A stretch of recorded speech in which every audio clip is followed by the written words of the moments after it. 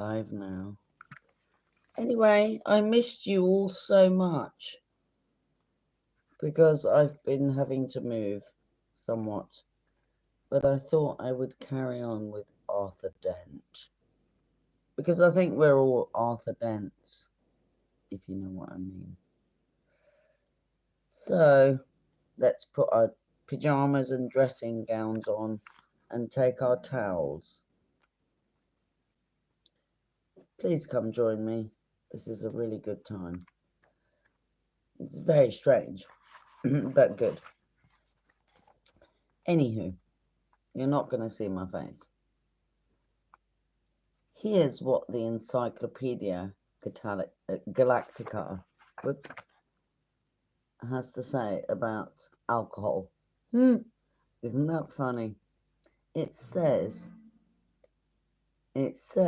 that alcohol is a colorless, volatile liquid formed by the fermentation of sugars, and also notes its intoxicating effects on certain carbon-based life forms. Isn't that funny? So the Hitchhiker's Guides to the Galaxy also mentions alcohol. It says that the best drink in existence is the Pan-Galactic Gargle Blaster. Any of you tried that yet? Probably not. Anywho,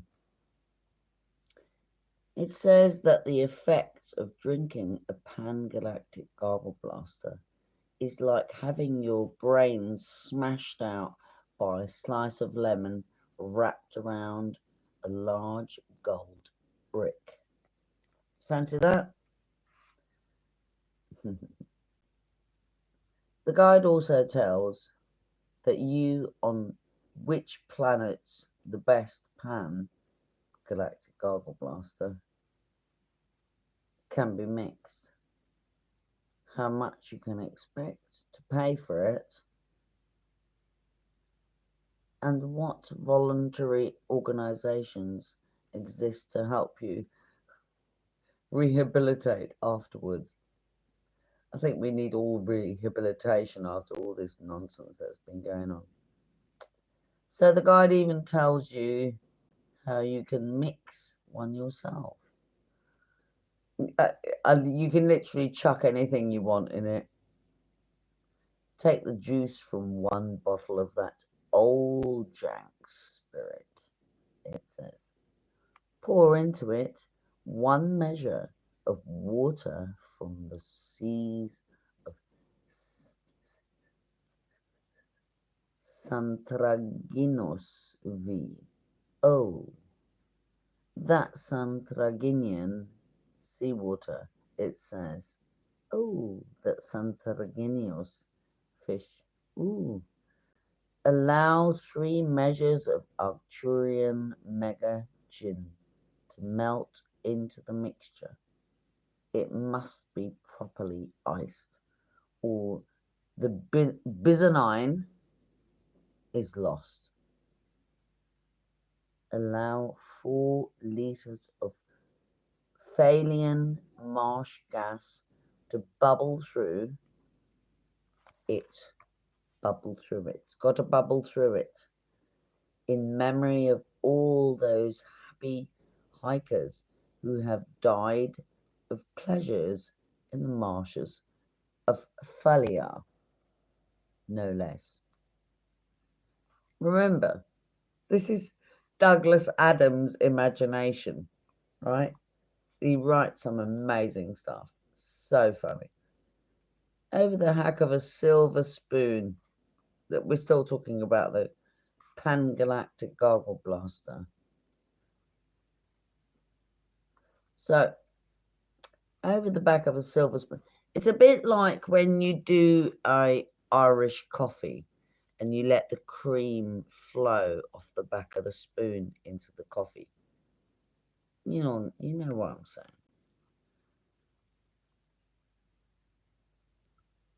The guide even tells you how you can mix one yourself. So pour into it 1 measure of water from the seas of Santrigianos v. Ooh. Well, that's how he wrote it. Allow 3 cubes of the Arcturian megagen to melt into the mixture. It must be properly iced, or the bezonine is lost. Allow 4 liters of Thalian marsh gas to bubble through, and in memory of all those happy hikers, I repeat myself, who have died of pleasures in the marshes of Thalia. Over the back of a silver spoon, you must put the cream over the back of the silver spoon.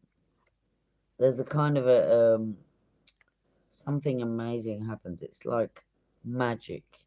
I mean, oh, and don't forget about this.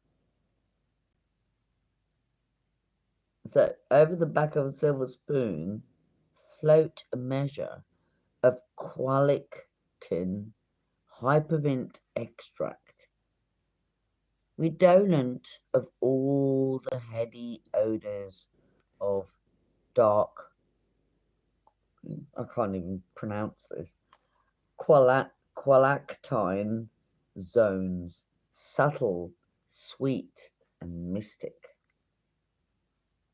Drop in the tooth of an Algorian. It's not a sphincter, it's a cincter. Oh, it's actually a sun tiger. Whoops, misspelled there. Watch it dissolve. Spread the fires of the Algolian suns deep into the heart of the drink. Oh God, you can't make this up. Only Douglas Adams could write this kind of stuff. I really missed you lot. I really hope you're listening. But if you're not listening right now, come and listen sometime. It's really important. Sprinkle Zamphor and add an olive. Drink, but very carefully. The Hitchhiker's Guide to the Galaxy sells rather. Hello, no. Hey. Oh, bless you. I like Douglas Adams too. Bless you, no. You're the only one that's come to listen to my nonsense. But, I mean, it is really freaking good stuff, man.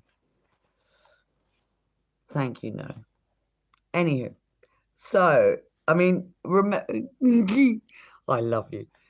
So, Douglas Adams actually slept on friends' sofas. He didn't own a house. That's the most fascinating thing. I'm in now. Just so you know where I am. I'm not in Pittenweem on the east coast of Scotland. I am now on the. It's like. I'm gonna go and do some footage because it's like Hobbit land here. It's stunning. It's fucking gorgeous. Excuse my française. It is beautiful. There is the most amazing landscape. So, I mean, diverting from what I was reading, no, it's really gorgeous. Thank you. Will you go and tell Mrs. Wolf? Come say hello.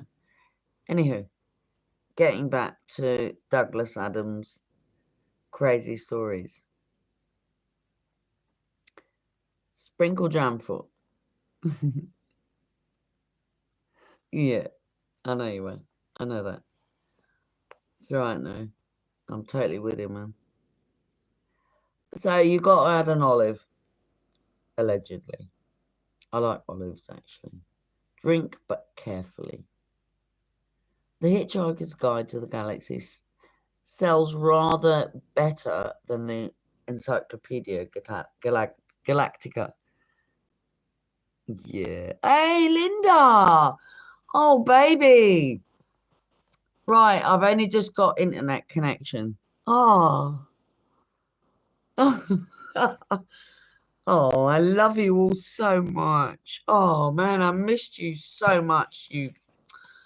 Ugh, I haven't died yet. I mean, but anyway, look, we're doing the what was it?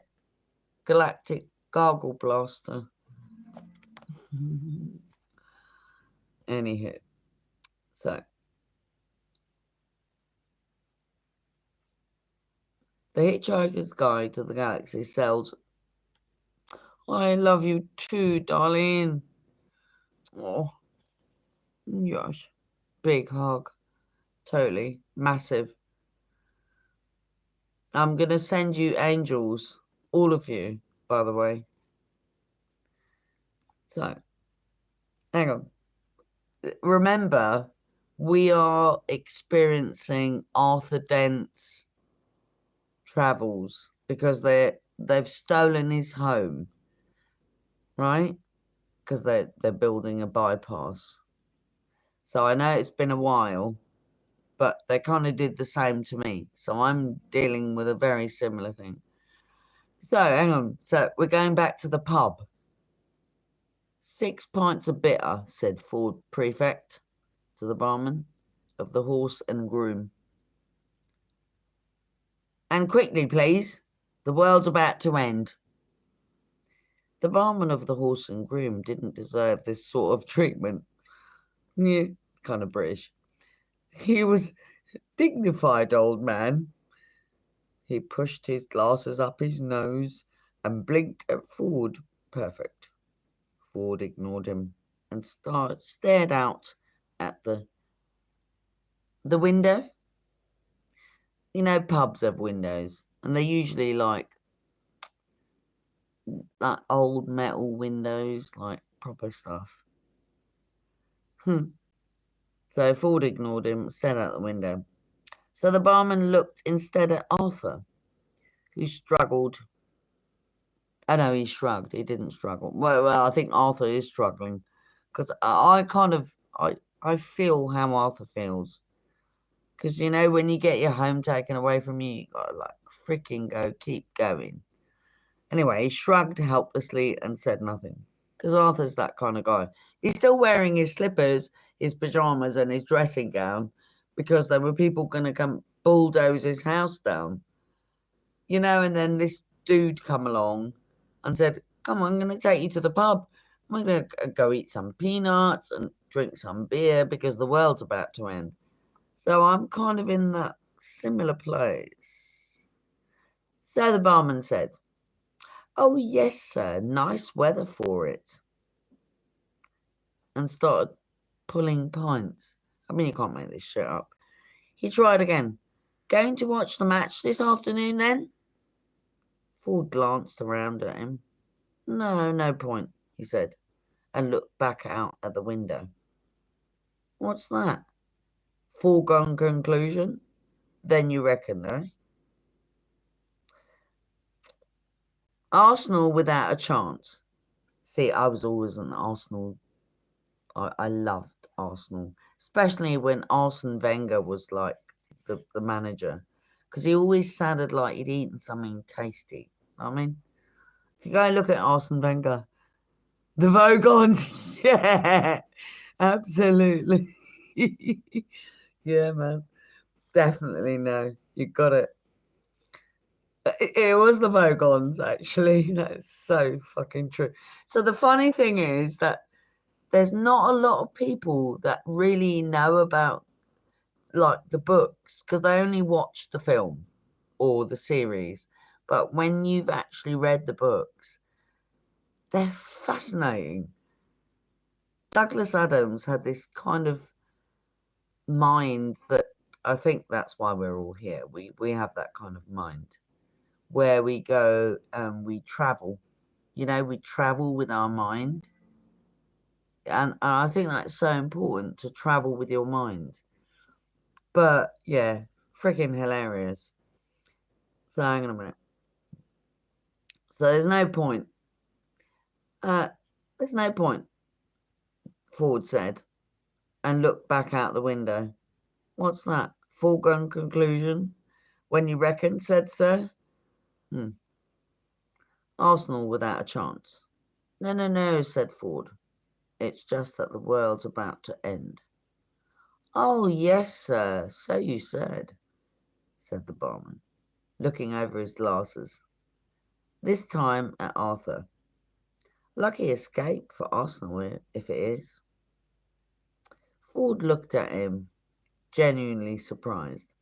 No, not really, he said. He frowned. The barman breathed in heavily. There you are, sir. 6 pints, he said. Arthur smiled, kind of wanly, and shrugged again.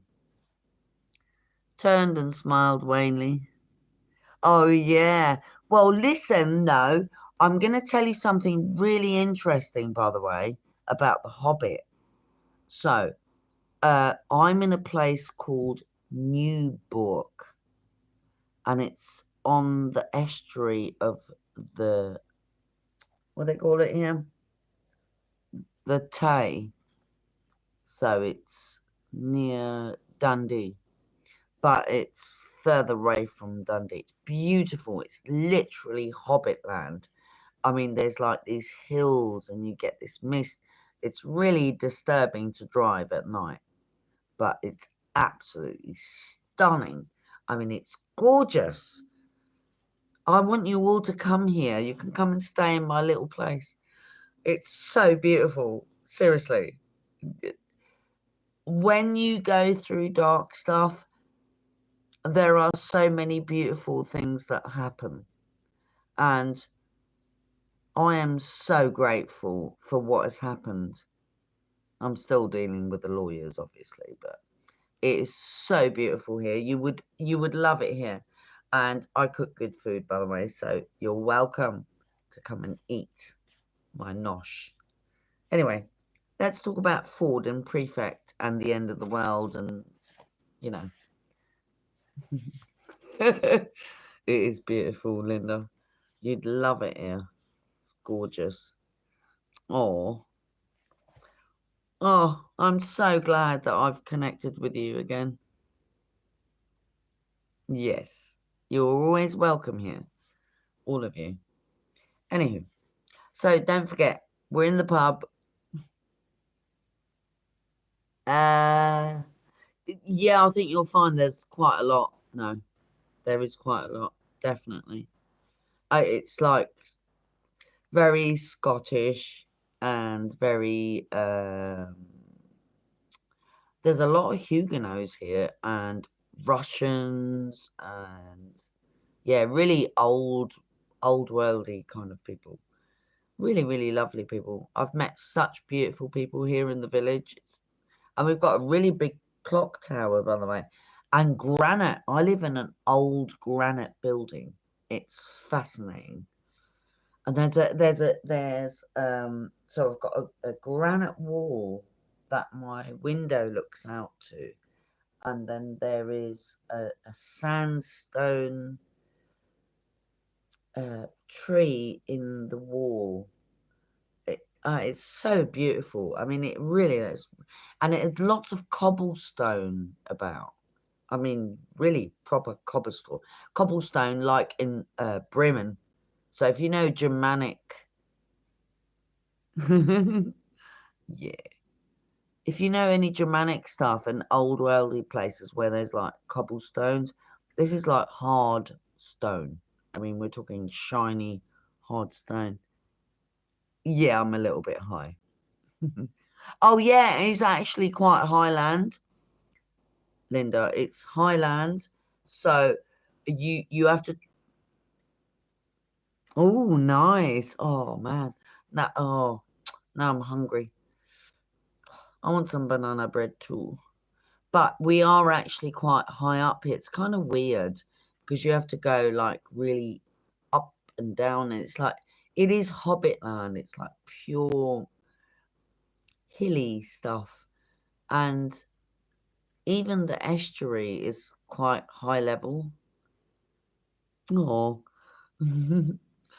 Right, I'm going to just read a little bit more because I need to also bugger off. But I just wanted to connect with you guys and girls because I really missed you, you know. So let's go back to what Arthur Dent and Ford Prefect are doing because don't forget, it's the end of the world. Or is it? So let me just go catch up where I was. So 6 pints of bitter, said Ford. Blah de blah. So the barman. Oh, babe, I miss you too.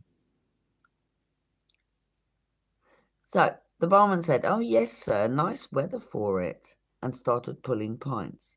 He tried again. "Going to watch that match this afternoon." We're talking about Arsenal, obviously. This is a time ago. "What's the foregone conclusion?" "Then you reckon?" "Arsenal without a chance. They were pretty hot at the time. I don't know about now. I haven't been paying attention." No, said Ford. "It's just that the world's about to end." So I don't think the world's about to end, but I think that we should maybe not bother so much with football scores. You know, British, American, don't matter. Anyway, "Oh yes, sir. So you said." Looking over his glasses, the barman. This is at Arthur this time. "Lucky escape for Arsenal, if it is." Ford looked back at him, genuinely surprised. "No, not really," he said. He frowned. The barman breathed in heavily. "There you are, sir. 6 pints," he said. Arthur smiled at him, wanly, and shrugged again. Remember, Arthur's in his dressing gown, pyjamas, and slippers, because he's just had his house about to be bulldozed. He turned and smiled wanly at the rest of the pub, just in case any of them had heard what was going on. None of them had. British pubs are kind of different. They kind of ignore you. And none of them could understand what he was smiling at them for. So, British pubs are very different. I'm just reading what No's saying. Hardstone, good for well-being. Wait. Yeah. So we've literally, I mean, I'm living in a granite building. It's like black granite. It's fascinating, man. Ancient. Yeah. I'm actually really grateful for what I've been given, even though it's not what I wanted. And I was speaking to a friend the other day, and he said to me, "So do you like where you are?" And I went, "Yeah, I do like where I am because I mean, it's fascinating." Yeah, definitely. Yeah, Linda. Yeah. And then he said to me, so I've told you about my friend Zach, and he said, "Well, you might want to be in the place that you want to be, but you might not have the home that you wanted," if that makes sense. And so, yeah, I'm pretty much with that because, I'm not greedy. I just want some peace and quiet and to connect with, folks that I respect. But yeah, it's fascinating stuff. I'm just glad that I could reconnect with you all. And look, I'm going to be back anyway. And I'm going to read my stuff. And there's some other books that I want to read to you as well. So there's T.J. Bass. I don't know what's happened to my copy of it, but I'm going to find the T.J. Bass, The God Whale. You'll love this book. It's fascinating. And then there is... Oh, God, what is it called? Oh, actually, the original beach.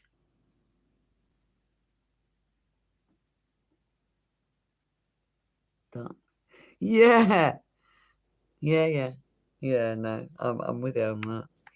So okay. So there is it's Andre Norton, Cat's Eye.